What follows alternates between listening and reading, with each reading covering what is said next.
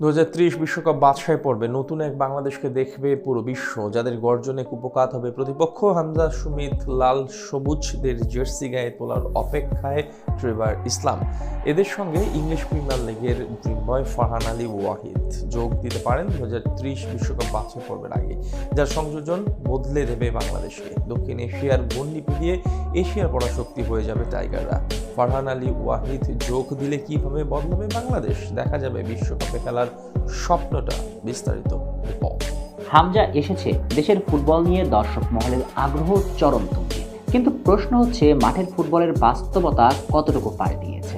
হামজা চৌধুরী, সুমিত সোম, জায়নরা নিজেদের সর্বোচ্চ নিন্দে দিয়ে লড়েছেন, কিন্তু তাতে যে পুরোপুরি দেশের ফুটবলে দক্ষিণা বাতাস বয়েছে তা নয়, বরং মাঠের পারফরমেন্স সন্তোষজনক নয়। বিদায় নিতে হয়েছে এএফসি চ্যাম্পিয়নশিপ থেকে, অর্থাৎ দল হিসেবে বাংলাদেশ খেলতেই পারছে না, সেখানে হামজা একা কি করবে? এই অর্থে বাংলাদেশ ফুটবলটা এখনো অন্ধকারে ঢাকা, তবে অন্ধকারের ওপারেই তো থাকে আলোর রেখা।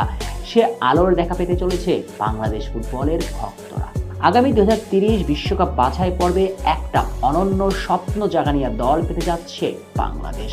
যে দলটাতে হামজা, সুমিত সোম, জায়ান আহমেদরা দেখাবে আশার প্রদীপ, সে প্রদীপের শিখা হবেন ফারহান আলী ওয়াহিদ। ইংলিশ প্রিমিয়ার লিগের ক্লাব ফুলহামের অনূর্ধ্ব 21 দলে খেলছেন বাংলাদেশি বংশোদ্ভূত ফারহান।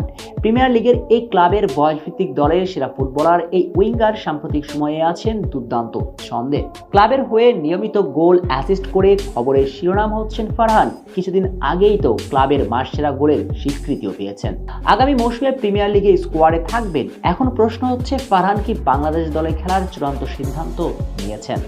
না, নেননি। মূলত ফারহান বাফুফের কাছ থেকে সময় নিয়েছেন 2 বছর, যাতে অবশ্য অনেকে ধারণা করছেন ইংল্যান্ড জাতীয় দলে খেলার চেষ্টা করবেন এই উইঙ্গার। ব্যাপারটা কিন্তু মোটেও তা নয়, বরং একটু লক্ষ্য করুন তার বয়স এবং ফুলহামের বয়সভিত্তিক দলের হয়ে তিনি এখন খেলছেন। আর এটাই তার ক্লাবের বয়সভিত্তিক দলে নিজেকে প্রমাণের উপযুক্ত টাইম। ঠিক এই সময়টাতে বাংলাদেশের হয়ে খেলার সিদ্ধান্ত নিয়ে ন্যাশনাল উইন্ডোগুলোতে ছুটি চাইলে ক্লাব ব্যাপারটা ভালোভাবে নিত না। যদিও ফিফা রুলস অনুযায়ী ছুটি দিতে বাধ্য, কিন্তু আন্তর্জাতিক ম্যাচ চলাকালে ক্লাবের বয়সভিত্তিক দলেরও ম্যাচ চলছে, তাই এই ম্যাচগুলো মিস করে জাতীয় দলে খেলা সঠিক সিদ্ধান্ত হতো না ফারহানের জন্য।